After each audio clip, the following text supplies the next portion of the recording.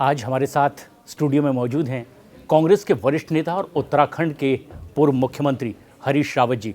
बहुत बहुत स्वागत है हरीश जी आपका। थैंक यू, बहुत अच्छा लगा आपसे। हम जब से देख रहे हैं आपको, आपकी आभा लगभग वैसी ही है, ज़्यादा कुछ बदलाव है नहीं। जो चेहरे पर जितना जो तेज़ पहले हुआ करता था वैसे ही, उम्र के साथ साथ जो दिखने लगता है वैसा कुछ परिवर्तन है नहीं बहुत। मैंने तो मान लिया है कि मैं बूढ़ा हो गया हूँ, लेकिन वैसे उम्र तो नंबर है खाली।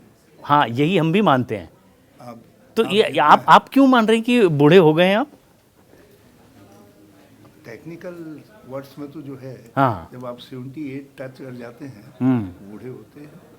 हाँ बिल्कुल, आज़ादी के बाद का ही बर्थ आपका। लेकिन मैं वो तरीका ढूंढता रहता हूँ हाँ। ताकि बुढ़ापा मुझ पर हावी न हो पाए, मैं ही बुढ़ापे पा हूँ। पॉलिटिक्स में तो रिटायरमेंट वाली कोई बात होती नहीं है ऐसे भी, और बुढ़ापे वाली भी बात नहीं होती कि मान लिया जाए कि राजनेता बूढ़ा हो गया है। देखिए, आप राजनीति में तो आपको नई पीढ़ी को भी और आगे लाना पड़ता है, उनके लिए भी अवसर पैदा करने होते हैं।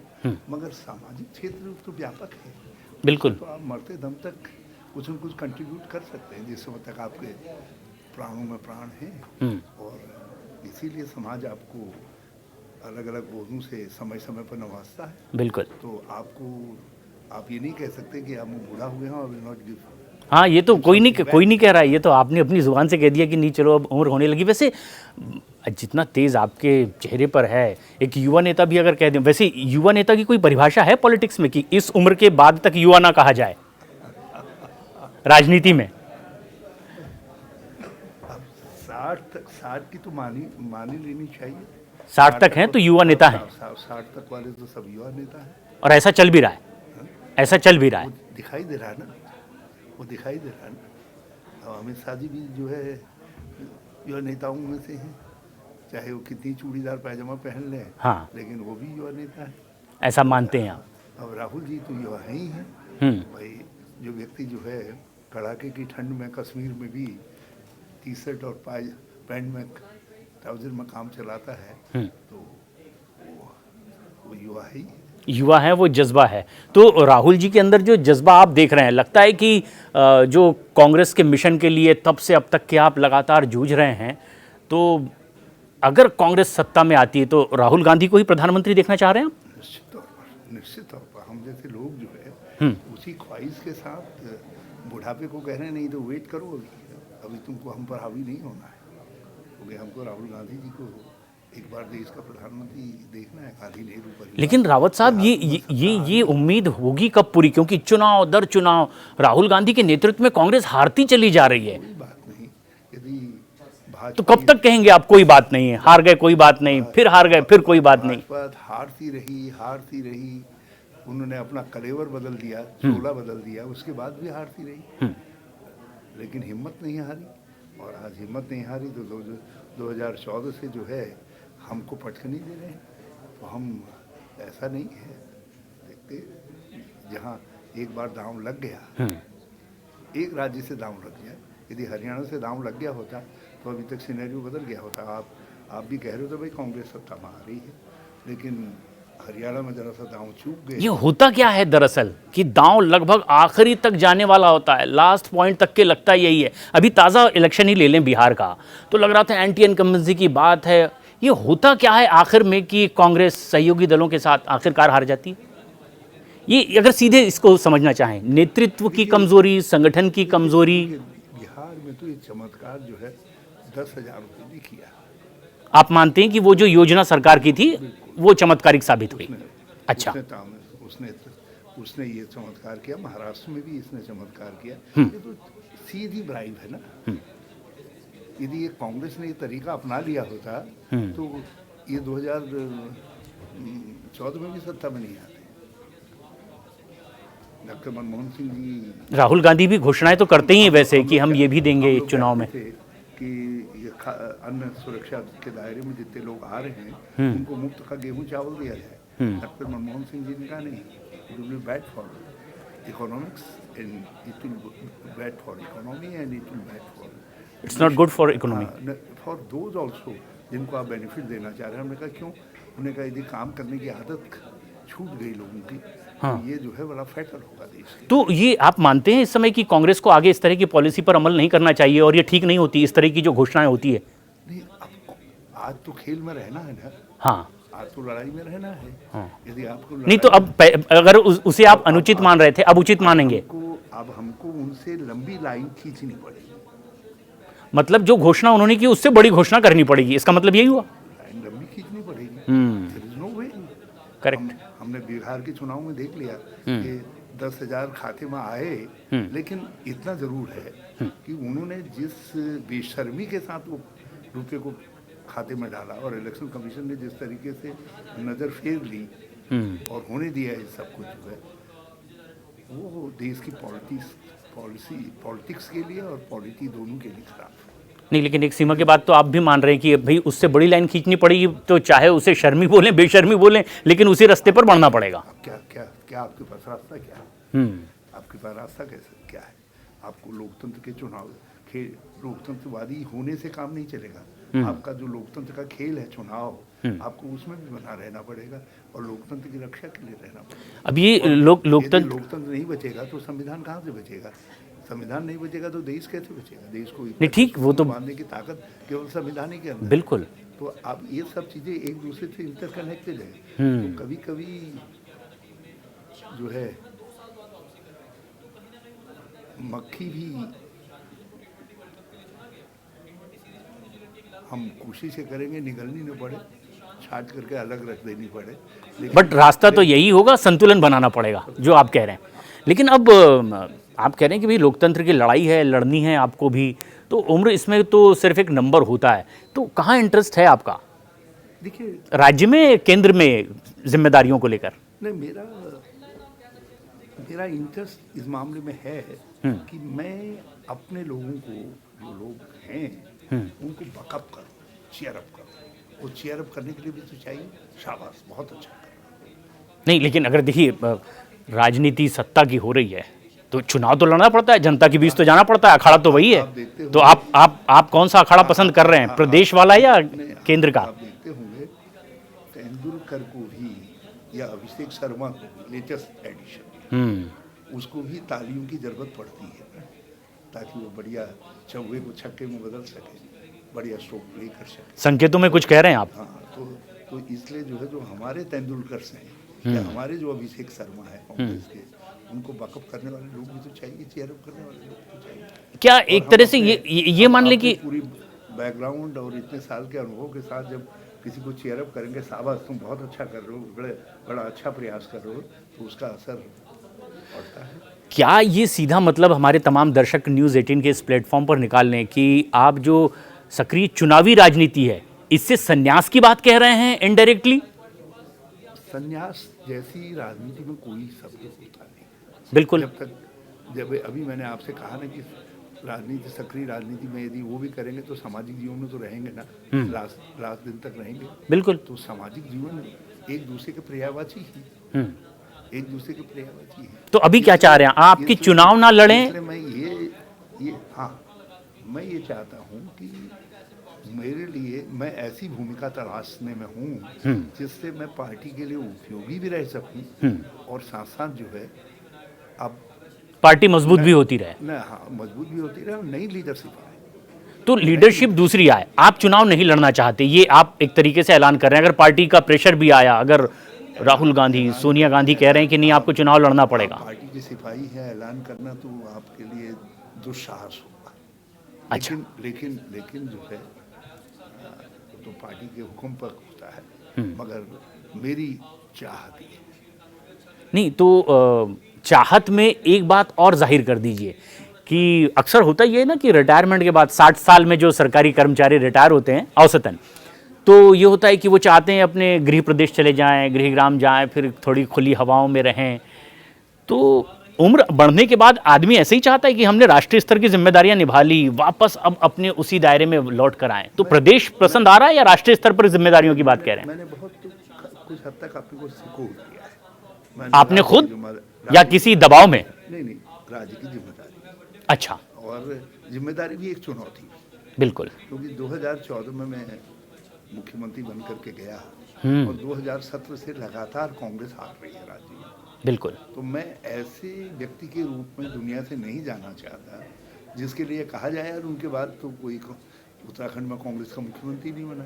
तो मैं चाहता हूँ कि मेरे नहीं लाइफ तो आप इसे कैसे पारितोष की तरह मतलब आपके लिए ये तो शाबाशी वाली बात हुई कि हरीश रावत के बाद उत्तराखंड में कोई नहीं हुआ जो कांग्रेस को जिता पाए। नहीं नहीं, ये एक तमगा भी हुआ ये। नहीं, ये तमगा नहीं है, ये एक प्रकार का मेरे ऊपर प्रश्न चिन्ह होगा। जैसे हमारे लिए कि आप क्यों नहीं जितवा पाए अपने बारे कई में। लोगों के लिए कहा जाता है अच्छा। यार उनके बाद तो वो बने, कांग्रेस खत्म हो गई, पार्टी नहीं आई सत्ता में, तो मैं उस इतिहास के साथ मरना नहीं चाहता।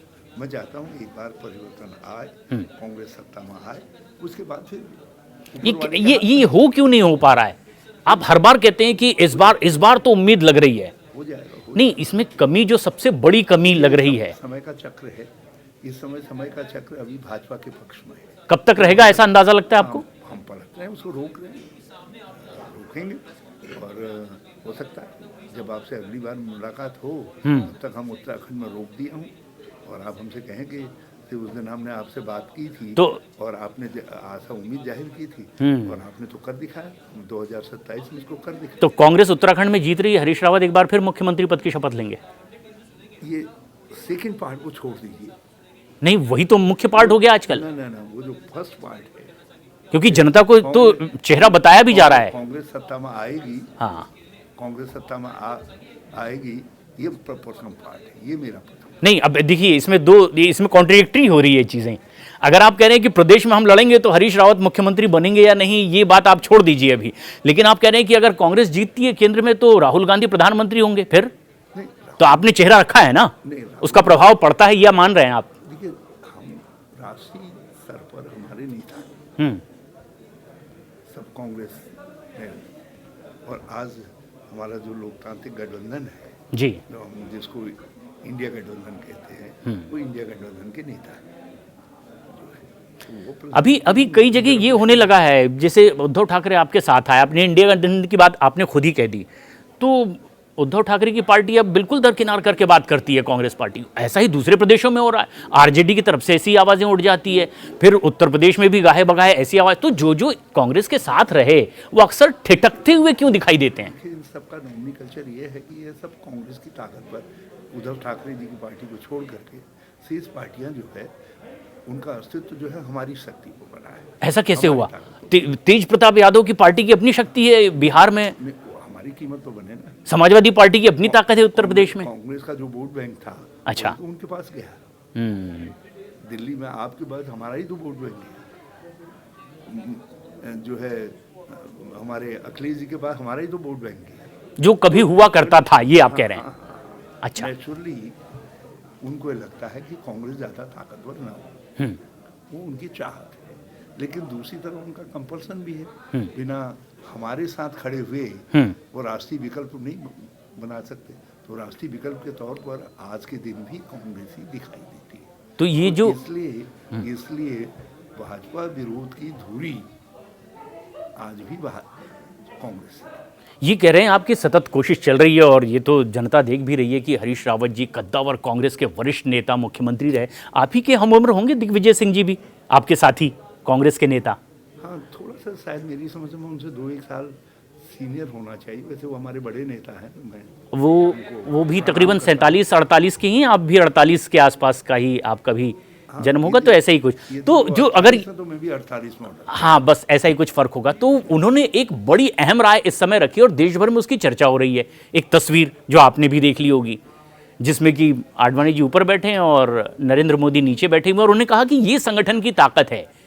कैसे आप इसे देख रहे हैं? क्या बताने की आपके साथी ने कोशिश की है? देखिए, मेरा अपना अनुमान है जी, क्योंकि दिग्विजय जी किसी भी रूप में आरएसएस या बीजेपी की तारीफ नहीं करेंगे। वो तो उन्होंने कहा कि मैं आलोचक ही हूं, लेकिन वो उनके सैद्धांतिक विरोधी, मगर उस किसी बिंदु पर इम्फेसाइज करना चाहते थे, उस पर जोर देना चाहते। वो क्या है बिंदु, आप अगर समझाएं, और साथी कांग्रेसी होने के नाते कि हम जो परिवर्तन लाने की चुनौतियां हैं, जिसके लिए हमको अपने संगठन को तैयार करना है, अपने आप को तैयार करना है और उसको इम्फेसाइज करना। ये एक स्वीकारोक्ति भी है कि संगठन में कमजोरी है और ये एक संगठन है जिसमें वो ताकत है कि जमीन पर बैठा हुआ भी शीर्ष तक जा सकता है। तो क्या इस बात की कमी कांग्रेस में है जो दिग्विजय सिंह भी महसूस कर रहे हैं, और तस्वीर से तो यही संदेश गया। मैं तो जमीनी पे बैठा हुआ व्यक्ति था।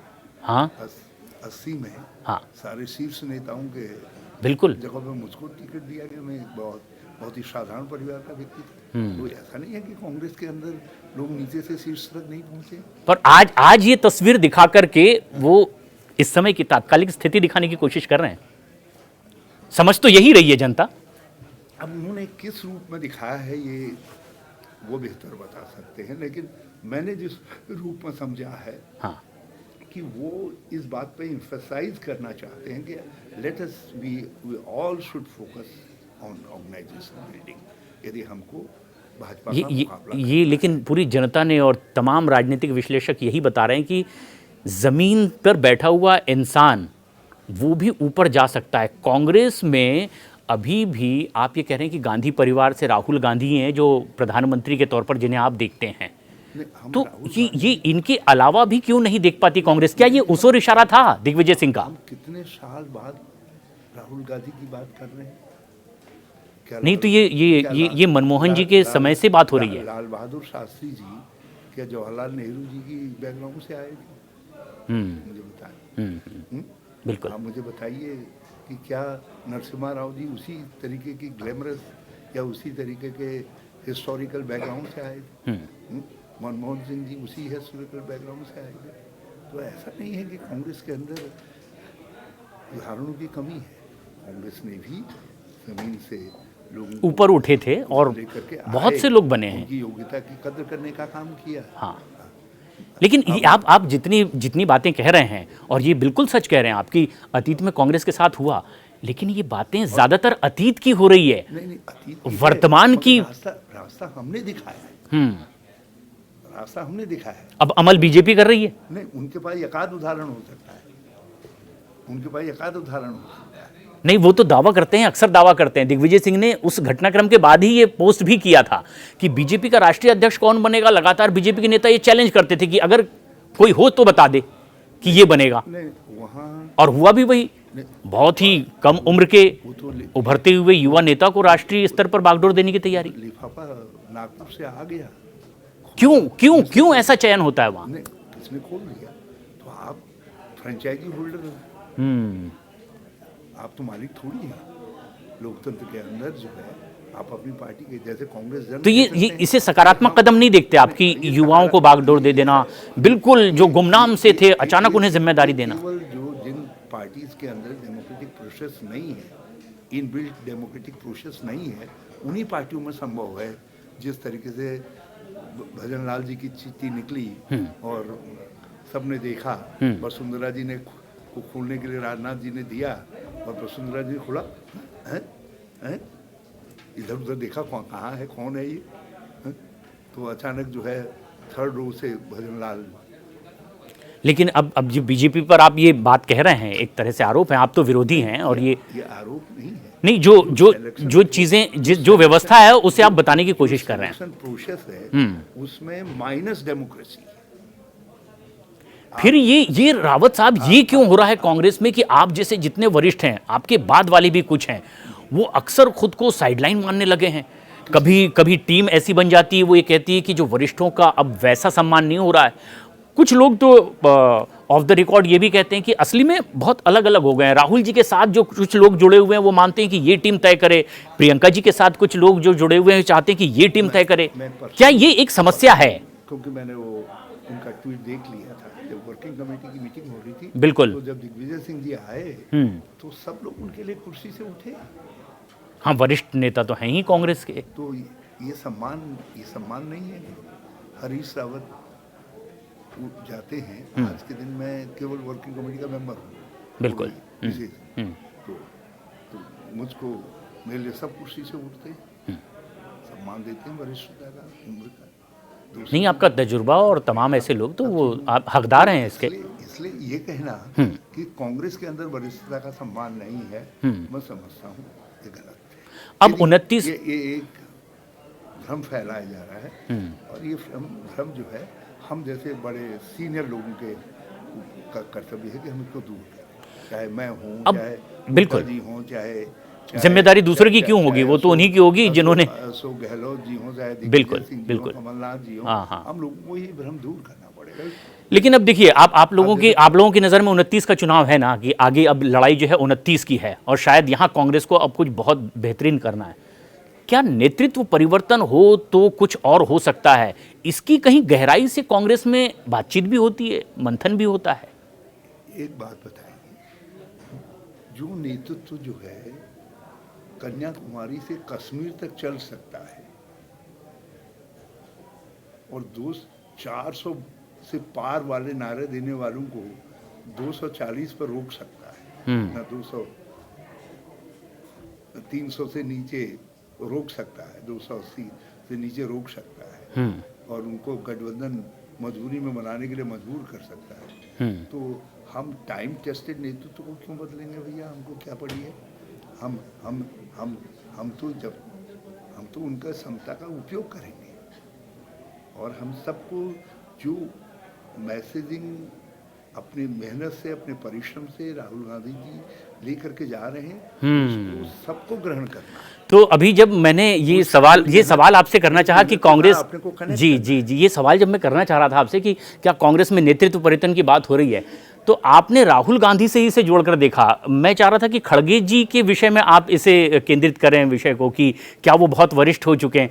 तो क्या ये माना जाए कि खड़गे जी ने जिस तरह से चर्चा में कहा कि कुछ और बड़े फैसले हैं और पार्टी का आलाकमान ये तय करेगा, तो गांधी परिवार को ही आलाकमान माना जाता है? नहीं, आलाकमान अध्यक्ष हैं, तो राहुल जी अध्यक्ष नहीं है?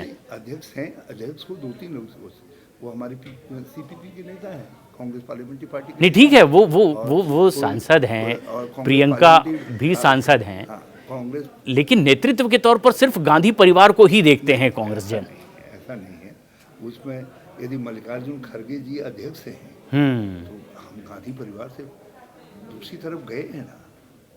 हमने ये नहीं कहा कि सोनिया गांधी जी, हमने सामान्य परिवारों अगर फर्ज कीजिए जी, ये सामान्य परिवार के लोग जी कांग्रेस के अध्यक्ष रहे हैं, आप इतिहास को देख लीजिए, अति सामान्य नहीं, बहुत रहे हैं हम। इसलिए हमारा जो उज्जवल पक्ष है, मुश्किल ये हो रहा है उसको दिखाया नहीं जा रहा है।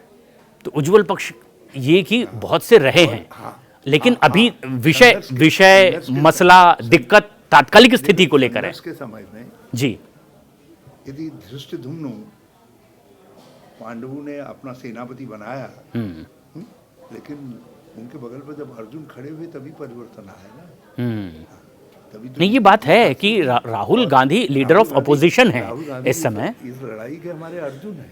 हाँ, और सेनापति हमारे जो है मल्लिकार्जुन खड़गे जी हैं। अब चुनाव में अगर उतरने की नहीं, आपने ठीक तरीके से बता दिया जो यथार्थ स्थिति है इस समय, ये बिल्कुल सही लग रहा है। लेकिन अगर 29 के चुनाव में जाना है, क्या इस पर भी कहीं कोई गहराई से मंथन होता है कि क्यों ना कुछ ऐसे लोगों को लाया जाए कि विपक्ष को अब ये आरोप लगाने का मौका ना मिले कि कांग्रेस मतलब गांधी परिवार मतलब कांग्रेस? कांग्रेस में जितना चिंतन होता है, हाँ, आप हमारे उदयपुर चिंतन को देखिए, कितना खुला चिंतन इस विषय पर भी हुआ कि गांधी परिवार के बगैर सब तरीके, अगर प्रधानमंत्री पद का कोई चेहरा तैयार करने की कोशिश हो। देखिए, डेमोक्रेटिक ये हमारी कंसेंसस व्यू था जी, कि डेमोक्रेसी के अंदर जो है पारिवारिक पृष्ठभूमि और करिश्माज का, करिश्मेटिक पर्सनैलिटीज का इंप्रेशन रहता है। बिल्कुल। ये अकेले हमारे वहाँ नहीं है। हाँ, ये अमेरिका, टोनी ब्लेयर, नहीं ये तो ब्लेयर किस पृष्ठभूमि के थे, आप उनकी पृष्ठभूमि देखिए। बिल्कुल। उसके बाद भी एक आध प्राइम मिनिस्टर और हुए, उनकी पृष्ठभूमि देखिए आप। एबे थे, कौन थे जिन जापान के प्राइम मिनिस्टर, शिंजो, उनकी पृष्ठभूमि के देखिए आप।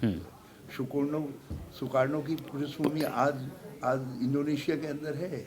तो ऐसा नहीं है, जितनी डेमोक्रेसीज रही हैं उनको मैच्योर करने में, उन डेमोक्रेसीज को फ्लोरिश करने में, उनको मजबूत करने में पारिवारिक करिश्मेटिक लीडर्स का बड़ा योगदान रहा है। कांग्रेस में बीच में सौभाग्य से कांग्रेस के पास एक साथ दो लोग थे।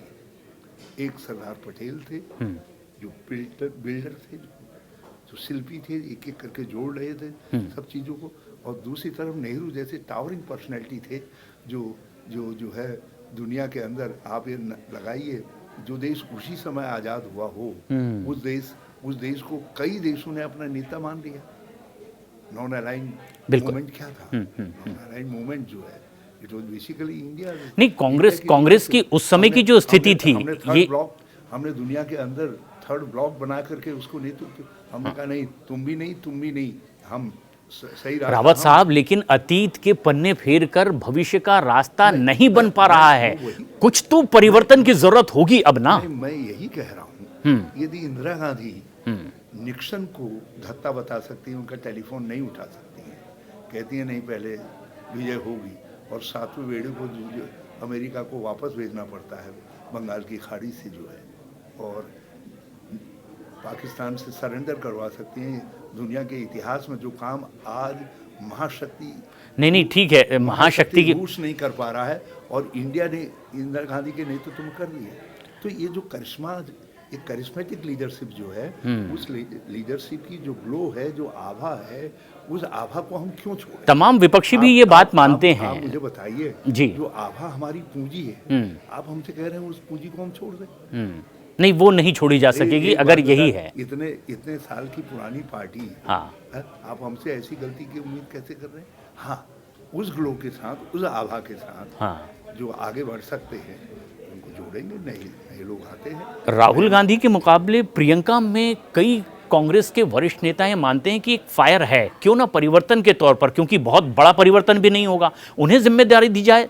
आपको किस तरह का प्रतीत होता है? आपने तो बहुत पहले से देखा हुआ है। ये भाजपा के कुछ दिमागी खुरपेचियों ने नहीं तो नहीं, देखिए, निकाली है कई जगह है कि जब लोकसभा में चर्चा हो रही हो, प्रियंका का जो बयान था उनकी बहुत तारीफ हुई, जिस तरह का जेस्चर था, तो इसीलिए ये उम्मीद पाल लेते हैं लोग कि प्रियंका में भी बड़ी गुंजाइश है। दुर्योधन को जो है भीमसेन ही मार सकते थे, लेकिन, और मारा भी भीमसेन ने ही, लेकिन उससे अर्जुन की महत्ता तो सब समाप्त नहीं होगी।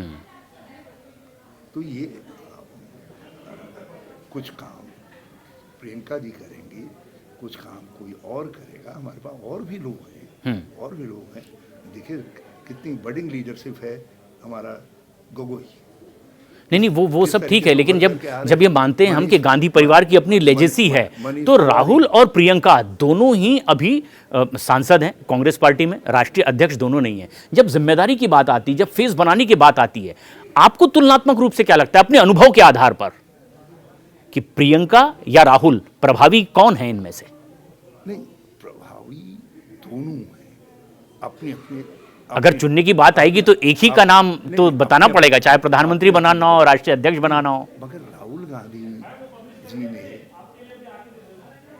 इस बात को प्रूव किया है कि मेरे साथ जमाना चल सकता है, हम उनके साथ चले हैं, और प्रियंका भी उनके साथ चली है। क्या हर्ज है कि यदि बहन भाई के एफर्ट्स को सप्लीमेंट करती है?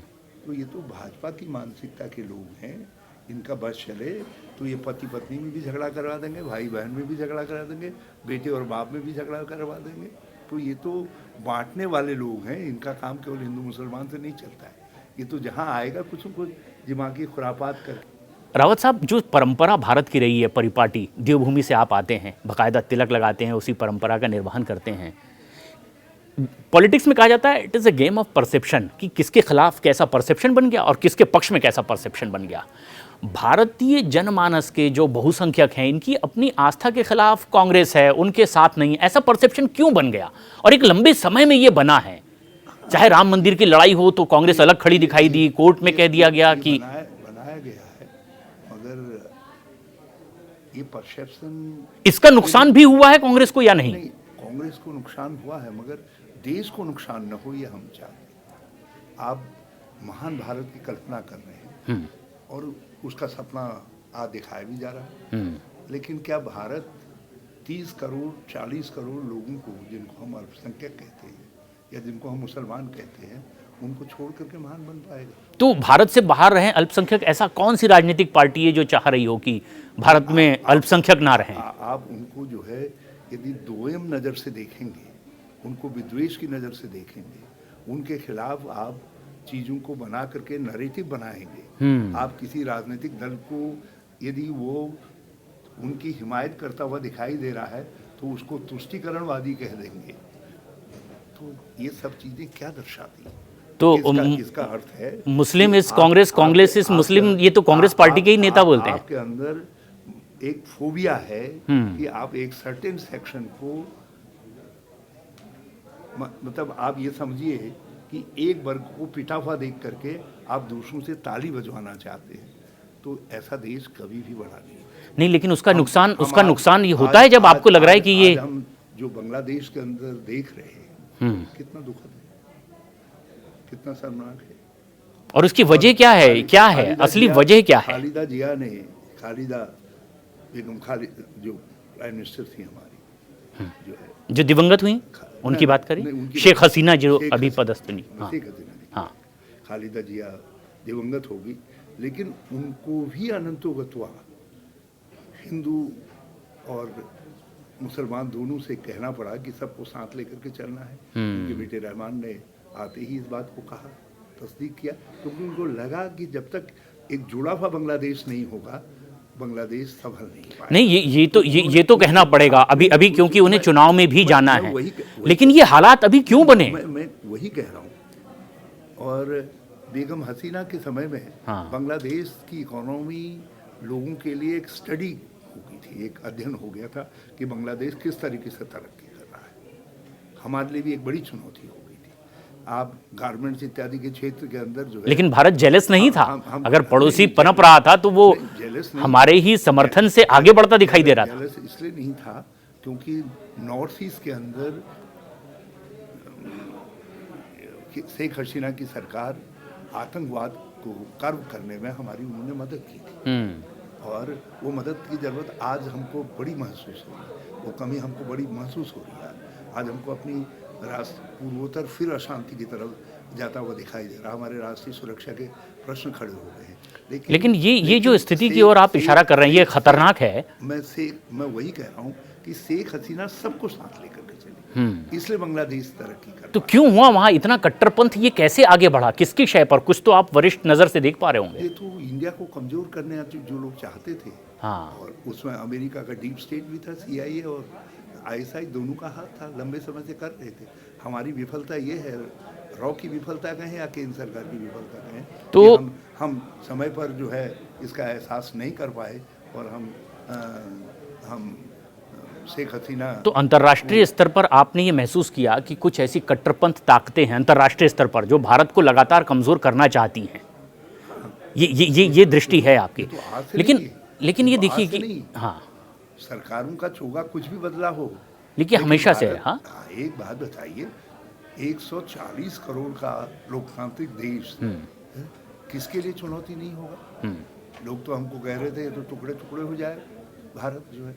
नहीं, लेकिन ये हमने हरीश रावत साहब, ये एक बहुत अहम बात आप कह रहे हैं कि बना करके रखा। लेकिन आज हमको चिंता इस बात की है कहीं ऐसा ना हो कि वो मॉडल खतरे में पड़ जाए। ये जो मॉडल आप बांटने की बात कर रहे हैं, जो भाजपा जिस तरीके की राजनीति कर रही है या उनके प्रश्रयदाता जिस तरीके की राजनीति कर रहे हैं, हमको चिंता ये है कि भारत का ये मॉडल कहीं खतरे में न पड़ जाए।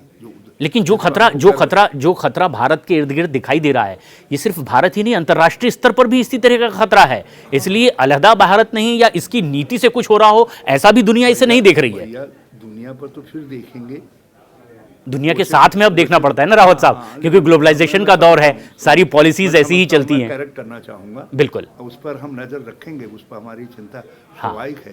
भारत ने हमेशा वैश्विक दृष्टि से काम किया है। I am sorry, I will like to correct. No, it's okay. लेकिन जो है हम इमीडिएट चिंता आज हमको अपने पड़ोस की भी होगी। वो तो नितांत जरूरी है। सबसे पहले हमारे चारों तरफ ऐसा जाल बन गया है जिस जाल के अंदर सब तरह हॉस्टाइल नेबर खड़े हुए हैं। तो ये सब चिंताजनक चीजें हैं। ये जितने जब सवाल खड़े होते हैं, आरोप प्रत्यारोप शुरू होते हैं, ये कांग्रेस पार्टी पर ही तुष्टीकरण का आरोप क्यों लगता रहा? जब चस्पा होने लगता है तो उसका नुकसान भी होता है। ये इसका नुकसान क्या कांग्रेस पार्टी को हुआ है? देखिए, भाजपा मानस पुत्र है गोवेल्स की। गोवेल्स ने कहा था, एक झूठ बोलो, बार बार बोलो, सब मिल करके बोलो, जोर से बोलो। तो भाजपा इस नीति पर काम कर रही है। अगले चुनाव में फिर ऐसे लोग हार भी जाते हैं, नहीं हारेंगे ना।